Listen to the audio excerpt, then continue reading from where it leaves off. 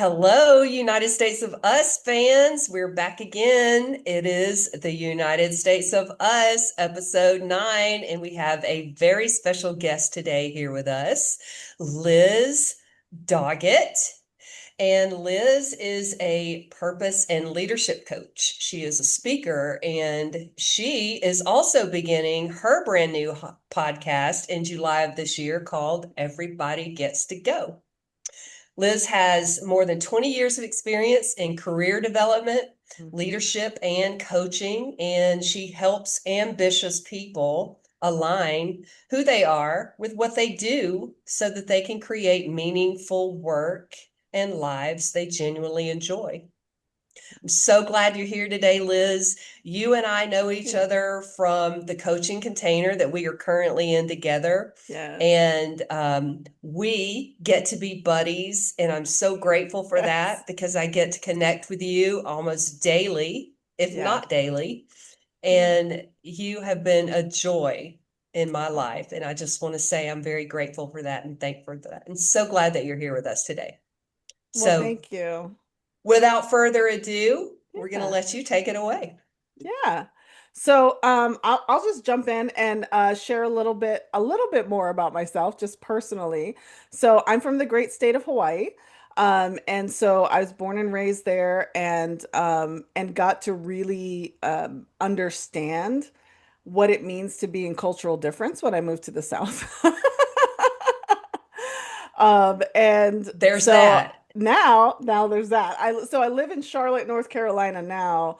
And my dad ended up actually coming to stay with me in his last years of life and said, I never said I would live in the South. I can't believe I raised kids who would live here because of so many things that were so difficult for him when he lived here. And so it was kind of crazy that he ended up making this round circle back here. Uh, but yeah, but I've been working in colleges and community colleges, working with adults, helping them find their purpose and speak to that, and helping them really just dig into the emotional side of that. And that's really where I go and where I speak differently about this. I talk differently about this because for me, so much of career coaching has been like, how do you fit in? How do you be corporate? How do you dress corporate and look corporate and give feedback like a corporate person does? Like so much of it has been to me training yourself to fit into an environment. And something broke in my 40s about wanting to fit in and caring about fitting in. Whatever was left of that broke wide open in my 40s, and I made the decision to leave my job, which I was never gonna leave, you guys. I was gonna die with the state of North Carolina. Like I was not, or at least get to my 30 years, but I was always planning to retire with them. I was never planning to leave. And I really loved my job when I left. And I had a bigger purpose in walking my dad home. So I didn't make the decision lightly. I got to a point of just pure burnout, trying to take care of him and work and raise my kids. And it was COVID, and there were a lot of things going on. And so a lot of what I have experienced has been that walk back from this is who I used to be when I was trying to be something to this is who I am now, period. Nice. Like, I um, love that. and really, this is who I've always been, but who I was trying to like jam it and force it into this box that I could fit in so that I would be accepted by other people. And so there's this beauty in being older where you're just like, I don't care about whether I'm accepted by other people. Um, and there's this beautiful resonance that happens because then all of a sudden you start calling in the people who are really you, right? Yes. Like so Yes. so Yes. that is what I've been up to. That is what I've been up to in my personal life, but what I realized even as a career coach and spending so much time in conversation with people is that it's never been about the job. it's always been about what's underneath. It's always been about the fear. It's always been about the courage. It's always been about the stories we tell ourselves. It's always been about the things that limit us, the limiting decisions, limiting beliefs we've had. It's always about how we've not accepted part of ourselves in order to make the decision. And we are talking about like, things that are woo woo and all of that. Like there's so many people who make decisions based on that energy and based on their intuition and based on things that it can't put a name on, but they don't respect that part of themselves because that's not respected in your job, so to speak. Right. Um, and so for me, it's about integration. For me, it's about being yourself. It's about authenticity, and it's about being able to be anywhere you want to be and not worry that the environment is bigger than you are, because it's not. Oh, that's a powerful statement. And so that's really what I'm about. I'm just out here like anybody who's thinking they're burned out. If you're even thinking you're burned out, you are burned out already because the symptoms have already come. You've already dismissed them a million times, let's face it. You've already said, "Oh, it's fine. It's fine that I don't sleep at night. It's fine that this is, I don't like what I'm doing. It's fine. I just need to get through this." And If then I can you just make it another 10 years, Yes. 10 The years, I can countdown has retire. begun to retirement. Yeah. And by the time you get to retirement, you don't even know who the hell you are anymore. Right. Like, and you are so distrusting of yourself because you have dismissed yourself for so long that I mean, you don't have there's no relationship there anymore. There's just betrayal. And so that was one thing that I realized, even though I really liked my job, there were so many mini betrayals along the way of what I really wanted, what I wanted to, who I wanted to be, how I wanted to show up, because I thought other people needed me to do something. And even that was something I made up. Even what I Yeah. thought I needed to be, I said it's because my bosses need this. I said it's because these other people, but none of it had anything to do with that. And when you realize that you're the one making up the stories, then you realize you're the one who can change it too. So that's really Right. what I'm here to Well, spread the word about. you're right. And even on a deeper level, it's what made us make the decision that we made to move abroad. Yeah. You know, we were actually in North Carolina as well, doing travel healthcare work, and my wife had already retired. Yeah. And I was working a lot every day. One call weekend for me was 17 hours worth of call, and then start again on Monday with a 40-hour work week, right? Wow. So my body physically was feeling the results of that. It was taking a real toll on my health physically. And Yeah. that was one of the things we had to do is sit down and assess, okay, is it worth the money that we're making? Or can we find a way to live on what we have now, wherever that is? Where is a Yeah. way that we can live inexpensively on what we have now and be happy? Yeah. So you're right. There's so many micro aggressions on your own self and on trusting of yourself. And I just remember at the end feeling like, that's great. I'm making great money doing this work and I'm selling my soul for it. Yeah. Yeah. Yeah. So, I and kind of, Lori, you probably have a similar experience. I was going to say it felt somewhat similar for me. I know I left corporate America in June of 2023, but prior Hmm. to that, I moved into a new role in September of 2022. Prior to that, I was in a position that was with a developer. It just didn't feel very aligned with my values. Some of the things that, speed matter, speed matter, that was kind of their motto. And I'm going, I don't know about that.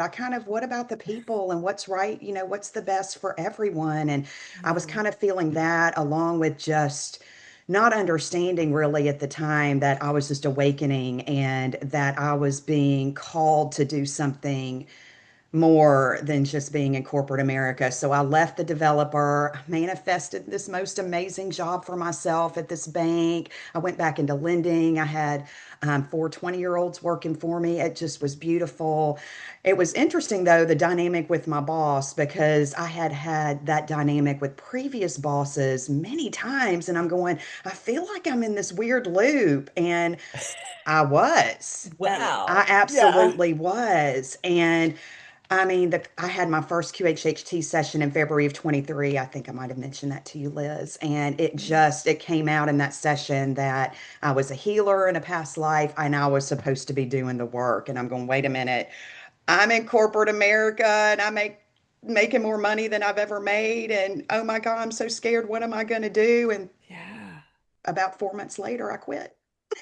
Yeah. And And here to I am, take, and my husband and I have figured it out. We've made it work. yeah. Yes, we may not be putting as many dollars in savings as we were. What does it matter? We can't take it with us anyway. No, no.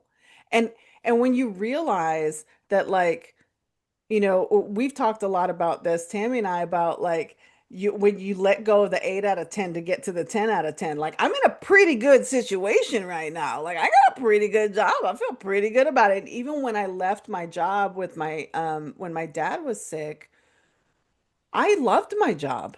I loved the people I did it with. I had a team of 12. I was very excited about all the things we were doing. I was very proud of the way we got through COVID. Like there were so many things that I really genuinely loved these people and really, really cared about their growth and development. And I didn't want to admit that I was crumbling underneath it. And I had built this whole life. And then this is something that I think a lot of people in my in my friend group also have gone through because it's like I can't throw a rock and not hit a woman who's not crumbling under the life they've created. They created this big career, they created this um, family, they created relationships, and underneath is them instead of at the Yeah. center is them, you know? And I felt underneath it. I felt underneath it. I felt like, look at all I've done, guys. I'm like underneath the rock going, look at all I've done. Isn't it great? You know, I'm fine. I'm fine. And I Yeah. really wasn't fine. And I wanted to be fine. Um, and there were some things about capacity I didn't really understand back then. Like I didn't really understand how to build capacity within myself. I didn't understand how to clear out things that were taking capacity up that were things I didn't care about anymore. Like I didn't care about status anymore. Like you're talking about, Lori. It's like I don't need this to like look a certain way. I don't need my bank account to look a certain way. Maybe I want my bank account to also look a certain way. Maybe I want it to look a different way too, and that's part of it, because you've got people who are burned out in jobs where they're getting paid a lot and they've got those golden handcuffs. And then you've got people who are also in jobs that they feel like shit and they don't get paid. Like and and to feel stuck in any level of that is still stuck.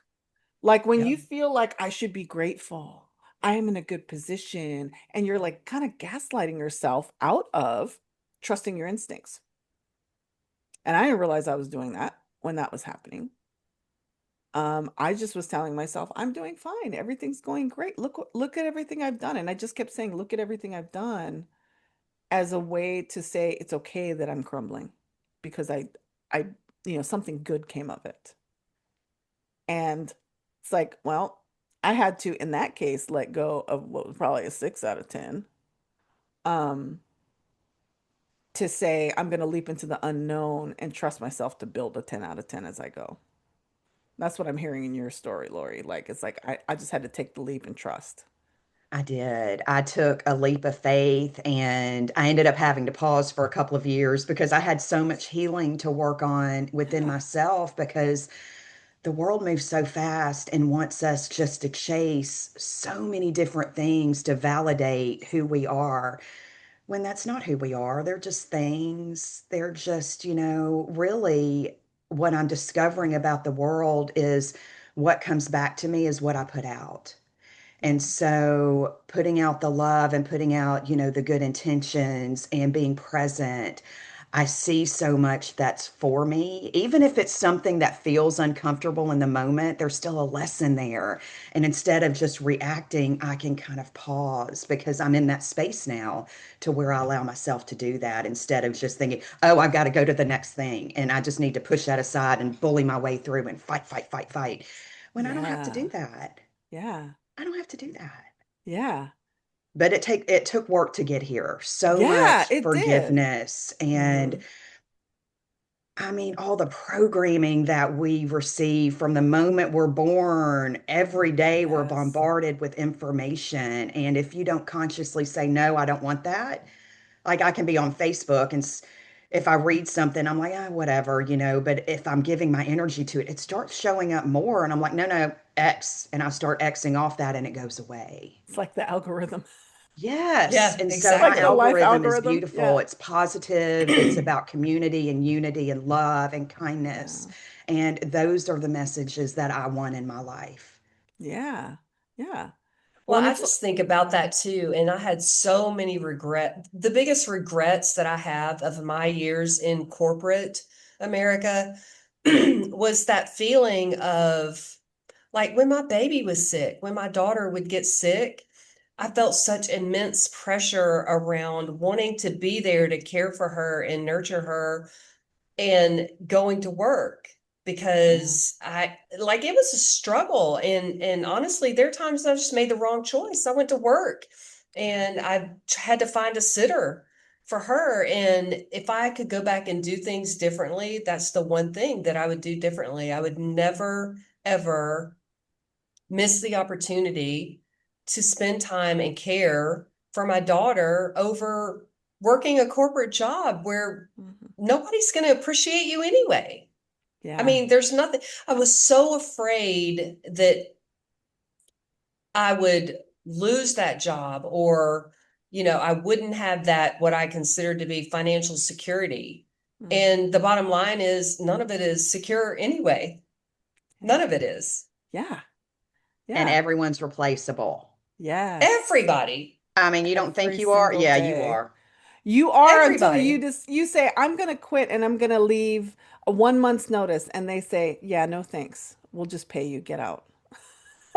I can't tell you how many times that has happened to friends of mine who are in high level positions. I'm like, that's Yep. irresponsible. If somebody is like willing to be create a succession plan and you're just like get out because that's what you get for wanting to leave and do like and Yeah. this was something that like I felt like I had to cultivate with my staff and I'm in a unique position in that I've been able to be a career counselor who was also in charge of career counselors, right? Who managed career counselors. And I used to tell my staff, you guys, you're career counselors. I expect you to manage your careers. Like if something better comes along, you better take it. What are you doing staying here? Do not, do not, do not, because this Right. does not define who you are, what you want, what your life is about, where you can go. Please don't let this, anything that I have to say, ever be a reason for you to override what you really want out of the life or what you even want out of this career. Because if you don't move your seat, it doesn't matter. Like, this is the thing, like, that I've gotten like I'll just get my panties all in a wad about is that it's so often that we want to sit and we want to say, well, it's because of this, right? It's because of the environment. Like I worked in state government. Oh, I sit here, you know how it is in government. Oh, in corporate, you know how it is in corporate. It's this, and you can say, well, you know how it is in management. You know when you're this and you know when you're that. And it's just like, yeah, these are the environments but the real crux of it is not because you were in a bad environment. It's because you did not stand up for yourself in that environment. That is the actual problem. Absolutely. That is the actual problem because there's a million people who have a million hours of PTO talking shit about, I can't take a week off to do something that Mhm. matters to me. They are the ones telling themselves, like you said, like it's the stories we're telling ourselves. And when that programming comes from the beginning too, then you layer that on with, well, black folks don't do this. Women shouldn't be here. And you've got all of these different kinds of stories that are on top of the stories you've already made up. And it's like, oh, well, no, I can't. Somebody asks you to do something out of the ordinary. Hey, you want to go on a trip to Iceland? I have a free ticket. All you have to do is say yes. And I've seen people say no to an opportunity like that, where it might be like just something out of nowhere, free opportunity, because they had to go and ask their boss to get time off with just a week's notice, and they weren't willing to look messy. They weren't willing to be the person to say, hey, in a week, I need to take a week off because I got this opportunity. I got to go. You get it, I mean, right? a Like they once in a want, lifetime, yeah, once in a lifetime opportunity. and they weren't willing. They weren't willing to step out and enroll that their boss in it. They weren't willing to step out and be seen as somebody who's flighty or who's like last minute or what, whatever the thing is that they were trying to hold on to make themselves look good. That was really the problem.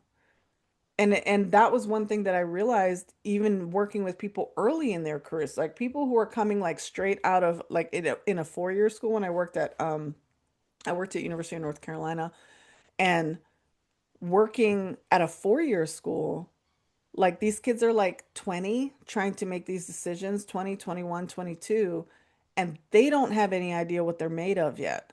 So all they Right. have is the stories. Like, so whatever their parents told them they're capable of or not capable of, whatever society told them they're capable of or not capable of, they don't have any evidence to really refute that yet. And Mhm. that's one thing that's really, to me, really joyful about being at this stage in my career and at this age in life. It's like, oh no, I've got a lot of evidence now, and I've had more willingness because I've had less energy. I don't have energy to piss away anymore.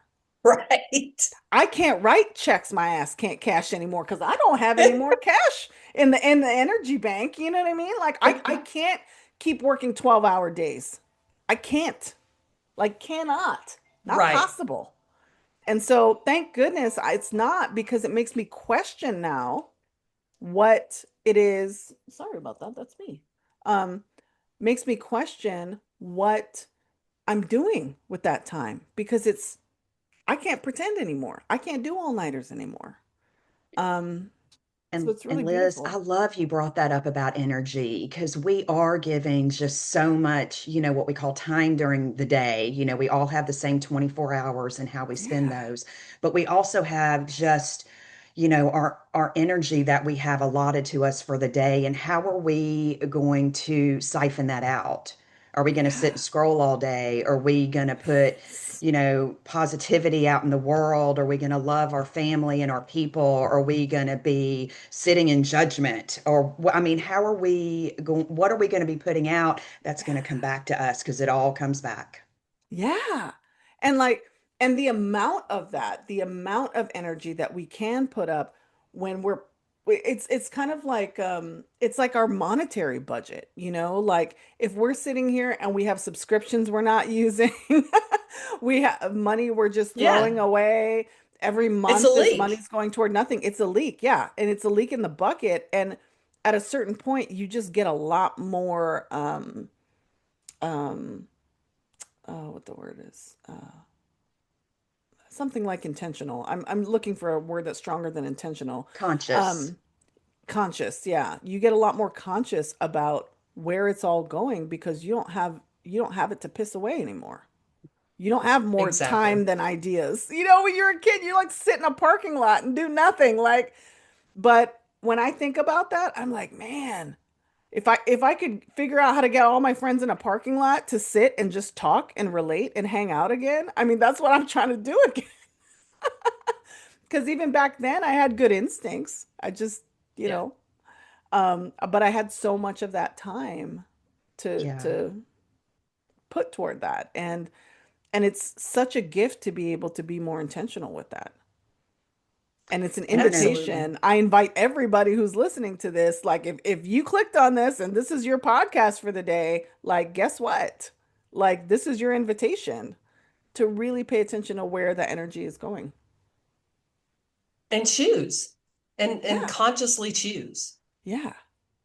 Like update it, I mean, and that's part of it too, is like sometimes we gave energy to something that was really important for a season, but it's not important anymore, and that's okay. It is okay. And I like to say too about our decisions, Tammy, I know you said earlier something about a decision being wrong, and we won't say that decision was wrong. That was the best decision for you in that moment. You Hmm. were doing Yeah. your best, with what you knew and where you felt like it was most important for you to put your focus. So it wasn't wrong. But looking back now, it's like, oh, I would have made a different decision based on what I know Yeah. today. Yeah. But Well, you, absolutely. It took me 50 years to get to that point, in my last job before I started doing travel healthcare work.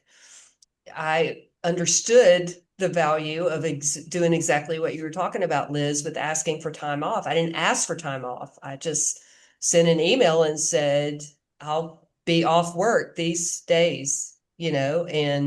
and of course, in the environment that we are in corporate America, and depending on the boss that you have, the response that I Yeah. got was, oh, well, I'll check the schedule and let you know.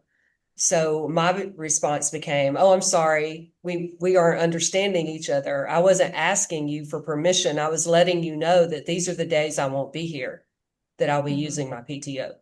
Yeah. So you get to stand up for yourself. You get to have a Yeah. say so. Yeah. And I And you think a might, lot of people don't realize that. Mhm. no, they don't. And you might be surprised at what results from that because Hmm. it's so often that, I've been in environments where people are like, oh, well, this person and this team, and you don't understand, and they're just like this, and it's so hard. And even believing those stories, like when you come in new somewhere and people want to tell you, like, oh, this is how you should look at this. And I'm so skeptical of that at this point because I've had just too much evidence of, okay, well, let me sit this person down. Maybe we go get some coffee or do whatever and actually talk about what I see is possible. What if we could do this instead? What if this happened instead? What if I just, what if we just created it this way and then we would eliminate these problems that you don't like to have? But until I was able to get them like actually get a sit down, until I was able to create my own relationship with them, I had no I was just sitting here borrowing interpretations of whatever everybody else said. And what everybody else said is also flavored by their own biases and their own stuff. And you don't realize you're not getting good information. Even from people Right. who are a lot like you, you're not getting good information all the time because you don't have a direct relationship with that person. And it's not the same. And I cannot tell you how many times this has been like my superpower of all superpowers in my career. It's been about building individual relationships with people because once they experience you and know you, and maybe I was just going in, I definitely was going in with blind faith on that, that once people got to know me, whatever anybody else had to say would have to compete with the impression I made with them one on Yeah. one. And Yeah. so good luck with that. Good luck allowing somebody else to come in here and tell me that I'm not in integrity or somebody come in and tell me that I have an agenda or somebody come in because guess what? I came in and I said this is what my agenda is. I came in and I was in integrity and I was honest and I was authentic. So I don't have to worry about what other people Right. say about me because I've made a point to build the relationships. And for anybody who's in corporate, in work environments, or in any kind of environment with more than two people in it, I mean, really, it's politics, right? Like, um, Yeah. so often we're resistant to building the relationships and we're saying, well, I don't want to network and I don't want to kiss ass. Nobody's asking you to kiss ass. Just be But you. but you've got to be you. You've got to put a hand, you got to put a card down on the table. You can't sit here expecting everybody else to manage your reputation because they're going to, whether you control the narrative or not. They're going to, whether you create relationships with people or not. Make it so obvious that you're about what you're about that nobody has anything to talk about. There's no Right. arguing. Like it would get to a point, and even with, students we're coaching now, like, I'm like, what do you think I'm about to ask you right now? And I was just so, and I still am so insistent on being, I'm the same. Every time I show up, I'm the same. You know exactly how I feel. You know exactly where I stand. I might be having a day or I might be having a mood, but you know exactly what I'm about. And Right. and there's so much security in that, that whether the job is here or not, you get laid off, you decide you don't want this anymore, you move to Timbuktu, it doesn't matter. You put me in Timbuktu, I'm gonna find somebody who wants to hire me. I'm gonna And you're find a still the job. same Liz. You're still the Yes. same person. It's just a In all different every role that you're place. stepping into, but you're still Yeah. who you are underneath all of it. Yeah. Yeah. And so there is no insecurity. There's no place to be afraid because I'm not leaving me. So it doesn't matter where I go. I'm not in the business of betraying myself anymore. And so I get to just be honest with the environment, say, this is what I want, this is what I don't want. And I had somebody who gave me some really, really good advice around this. And she said that whenever you're in whatever industry that you're in, it has very predictable problems. And so you have to decide if these are the particular problems that you want, or if you want a different set of problems. It's not because you don't get out of problems. You're never getting out of problems, or you wouldn't have a job. The only reason you have a Right. job is to solve problems. The only reason you have a business is to solve problems. But she was like, but if you basically make peace with problems that exist, and you just understand that, like, is this the stuff that I can deal with and I want to deal with, or is this a deal breaker? Because I'm going to tell you, I worked in lending, Lori, back it was when it was predatory lending was not a word yet, but I didn't know that's what it was. And I thought, I got a job in finance, you guys. I just moved to DC. I got a job in finance. I feel so good. Oh, it's got a 30% rate. I don't know anything about rates. Okay, well, I guess that's how much loans are. Like, I didn't know anything. And then as I got into it, probably about 3 or 4 weeks in, I was like, oh my gosh, this is what happens. And you guys, this company is now defunct, so I feel like I can go on record now, also 25 years later, and say this. I was the only person who spoke Spanish in my company, and when people came in, I would talk them out of loans in Spanish. My bosses didn't know. And then I would just say, oh no, I didn't make the sale, guys. Because what so many of the people needed was a budget and some self-restraint. They didn't need what I had. You needed something somebody else had, but it definitely wasn't this 30% loan. Like, I so I love would you. I I would love just that be like, about you you. need to go to the bank down the street. That oh, I don't know. They just decided they didn't want to do it, And I was telling my bosses, and I remember at one point my assistant manager told me, I said, yeah, 4 months in, I've got headaches every day. I can't live with myself. I hate it. They had me doing collections for 2 days and were like, this is how you need to talk to people to get collections. And this woman called back crying about how this woman, had told her all these things about if you can live with your relatives and you can buy groceries and you can pay your bills back and all this stuff. And I that was the straw for me. I was like, I can't be this person. You guys want me to be this person and I can't be this person. And I found out later from my assistant manager, she said that apparently when my boss hired me, he was giving it about a month. He thought I would have left in a month, and I made it 4 months.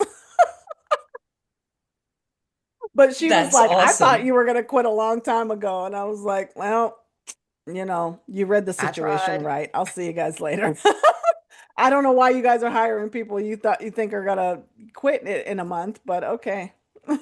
you know. Girl, I have a funny story about bill collectors too. I know that Lori knows my history. I'm not sure how much of it you know, Liz, but I filed for bankruptcy and divorce on the same day in Oh, I didn't 2009. know that. Okay. And I owned 22 rental houses at the time. I had Mhm. no debt except the mortgages.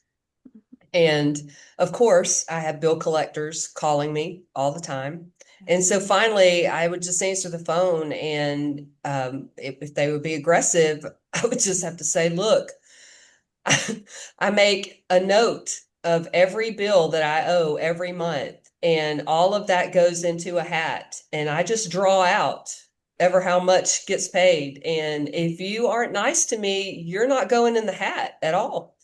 So it's just you can be nice and get some kind of payment, or you can be not nice and your name's not going in the hat at all.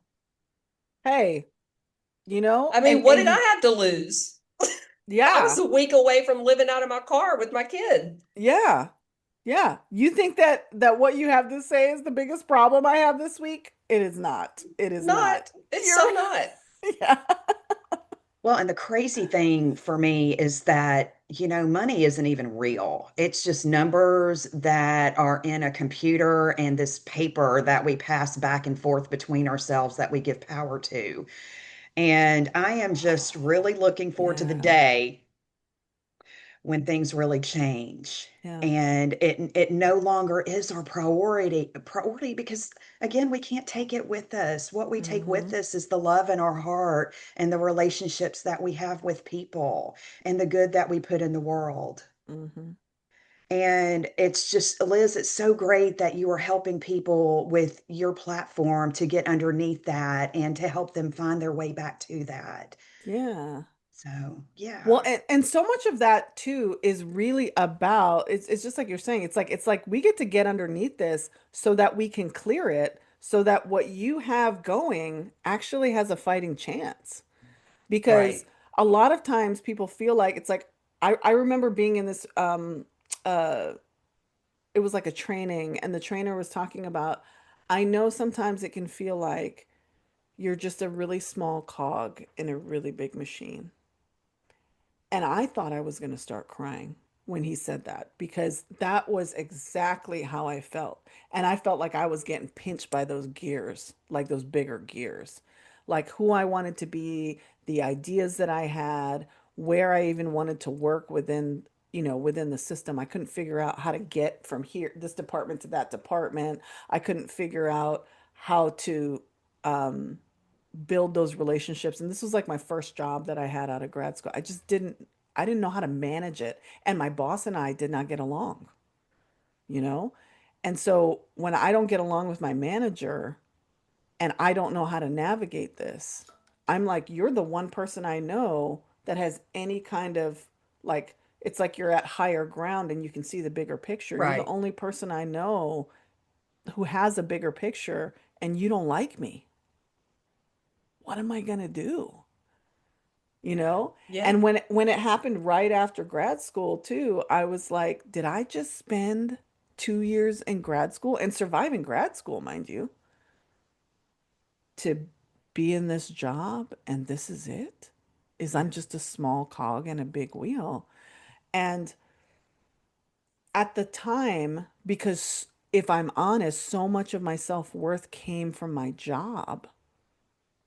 When I felt this big at work, I felt this big in life. Right.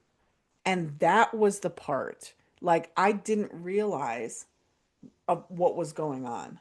Like I thought that because I was a small wheel with very little influence in this big machine, and because my self-worth equaled this is all I could be. And it was that smallness that was killing me. And I had no idea I was making a decision to be small at that point. I had no idea that's what I was doing, but my body knew. My soul knew. And that's why I was going to break down in the middle of this training session in front of my coworkers almost because I was like, this is heartbreaking for me. Because for me, if those two things are equal, then this is all I'm going to be. Like, oh my gosh, it was such a load of shit, but I didn't know that. So when you don't have hope that anything can move, anything can change, you can be more. Like, I didn't even know I had permission to be more. You know what I mean? Like, I didn't know I didn't need permission to be more. Yeah. Hmm. And so it at each level for me, it's like every cup like few years, whatever, like things would open and open. And sometimes seven things would flood in and open up again and and things would shift. But as I started to learn about who I was and what I was actually capable of, by the time I left my job, I was like, oh, any room I go into, I'm going to go in here and I'm going to change the ecosystem. I get to come in here and set a tone. I get to come in here and set a mood. I get to come in here and decide we're all friends, even if none of y'all like each other. I don't care. Well, I get to set a tone of it's okay that you blasted me out on email last week because you were angry about this and I'm moving on. Like, and guess what we're doing? We're moving on now because I'm moving on. Like, and I'm not going to bring Right. up that it happened last week because I don't care because it's not about that. It was about the students. It was about the mission. And when you're in 100% surrender to the mission, and this is the thing, I was so grateful to that job to figure out was that I was in 100% surrender to that mission. Whatever that mission needed, I was willing to do. Now, don't get me wrong, my health was important and I needed to watch out for that. And I was not watching out. I was not, that was a thermometer, that was a whole um, plate I was dropping 100%. Um, but that was when I didn't realize I could have influence with people like that. That's when I learned that part. And just like you're saying, Lori, then I started to realize it's not just about influence in that part of my life, it's influence in every part of my life. Like, and it's been this gradual, like, building on of knowledge so that now I'm like, holy smokes, I have way more power in a situation. So if you put me back in that same position that I was in 20 years ago, I would move very differently in it, Mhm. you Right. know? And then I would only move in it until I was done getting whatever it is I came there to get. And then I would move on. Maybe the job would move on without me. But if it did, I wouldn't assume that anything was really over because I'm still here. And the job is the job. Just like you said, money is made up, jobs are made up. Right. You know, you can do Keeps something for busy. free or do something not for money. But yeah, like meaningful work. I have a whole book in me about meaningful work and why it matters. Whether you get paid or not is not the point. And so, like, we all have an invitation in every room that we're in to really decide what do we want this room to be about? What am I about? How does this room get to be an extension of that? How do I get to come in and change the tide, change the energy, change the focus? And when you decide that that's what you're going to be about, then literally you are changing the world. So you can change it from your cubicle, but you got to make a decision to do that. Yeah, Liz, it was So, interesting. In my last job, my last corporate job, it was at a bank, and we had a homeless lady who was like living on our property. And then we also had, some high echelon customers that would come in, and we also had like um, the private banking head was in our, building. And I remember having a conversation with him, and he's name dropping all these people from Nashville. And I'm like, I'm not ever going to remember these names. I'm terrible with names anyway. It's just kind of anyway. And I kind of stopped him at one point. I said, I appreciate you sharing all these stories with me, but I'm going to be honest with you. I'm not going to remember all these names. And really, what's important to me is what what people do for other people. That's what's important to me. And I just kind of walked out, and I Yeah. heard one of the people who worked for me, she was like about fell out of her chair and went, I can't believe you Yeah. just said that. I'm like, but it's who I am. It's who Yeah. I am, and I'm not scared to say that today. I'm not scared to say, Hmm. and I'm not scared to say I don't know something. If I don't know it, it's okay. Let's right. go try and Yeah. figure that out together because there's something missing if none of us know the answer to this. So Yeah. let's collaborate and figure this out together, and let's just love people because we're all in our own different roles and our paths. But I truly believe we all came here with our own little place and our own little mission. And, Hmm. we're kind of being guided through this world. And when things are hard and they feel off, you're off path. You're off path. You need to stop and look up and say, okay, let me get back on my path over here. And when you do, it starts flowing. And like Tammy and I've talked about ease and flow. Hmm. And when we're in that state, I mean, the world is beautiful, but we have to stop and look at it and be conscious and be present. I think being present is really, really important today because there are so many distractions and things pulling at us to take our energy and to keep us off of our path. Yeah. I mean, community is so important. And I find so many people isolated. I mean, even some of the Mhm. new connections that I've made with some folks who are a little bit older, I mean, they're alone. They're Yeah. absolutely alone, and people think that's okay. And Yeah. granted, there's some very angry, mean people out there that maybe, we really don't want to spend a lot of time with. But there's something underneath that of why they're there and why they feel Yeah. that way. Yeah. And I'm just grateful to see so many more people stepping up and holding space for people, sacred space and presence to allow people to get kind of start getting underneath that. What's going on? You don't have to Yeah. carry that. That's not part of who you are right now in this now moment. Hmm. Who you are, that beautiful person that you know you are underneath there, that's who you are. Make those decisions every day to move down that path and get you there, and you'll get there. Before you know it, you're going to look up and be Yeah. like, oh, that's what this feels like. Yeah. Yeah. And part of that is just being you, authentically you. Yes. And Yeah. the world will adjust. It It does adjust. It will. has to adjust. That's how it works here. Yes. You know what's so funny that you were talking about this, Tammy, with your like, no, I wasn't asking. I was just informing you. You're welcome. Um, is this I there was a guy who was the head of one of the academic departments, and he was known for being crotchety. Okay, I was a counselor at the college, and he was known for being crotchety and kind of rude and all this kind of stuff. Very direct guy. And I remember my boss came back from a meeting, and she said, "Well, I was just in a meeting with this guy, and he was arguing with me about this, and we were arguing about that." She goes, "But you know how he is. You know how he is. He's just like that." So I just moved on. And you know what the craziest feeling that I've ever felt was when at work was when that woman said that, and I thought, I want that to be me one day. That everybody looks at me and goes, "You know how she is," and gets over it. Like, so weird. I thought it was so because I was blown away by the fact that she was just like, "Yeah, but we accept him because he's part of the team. You know how he is. That's just how he is." And I was like, "Is there gonna be a day?" And I didn't know I got to choose and designate that day at the time. I felt like I was waiting for like the I don't know, the clouds to part or the work fairy to come and give me the fairy dust and the calling, but when is the day when I can just say what I mean and be about what I'm about and not have to keep apologizing to everybody about it? It's It's today. today. It's Right? right here, right now. Today. But They at say that that point, about me too. They yeah, say, "Oh, that's just how she is," but they usually do it with raised eyebrows yeah, but and a bit of concern on their who face. cares? Keep your concern.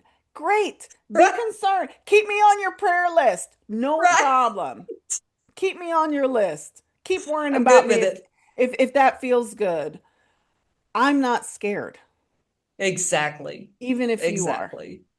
And that's what I realized after a while was that that's really what that was.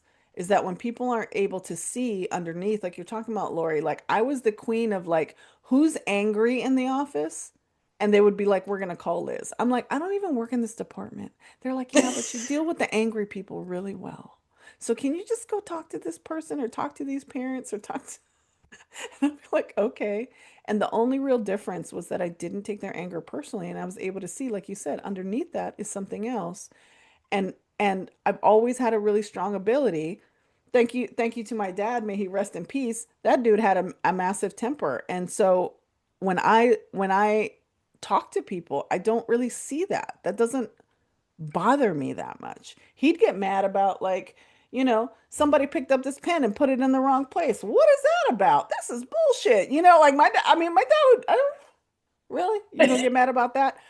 But he just walked around just pissed off about things. And not all Yeah. the time, but often. And because he did, that to me was like, oh, okay, well, it's fine. You just don't like where the pen is. Okay, I hear you. And it just was something that would kind of glide off.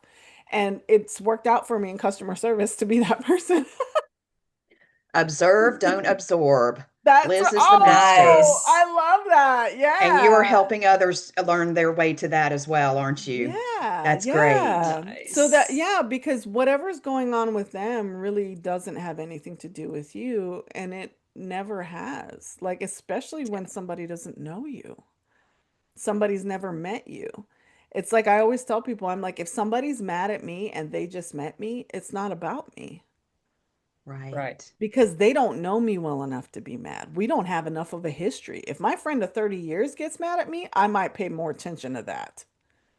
But if somebody I just met in a grocery store, I had somebody in a grocery store once come to me and get mad at me because I walked too far away from my cart for his liking.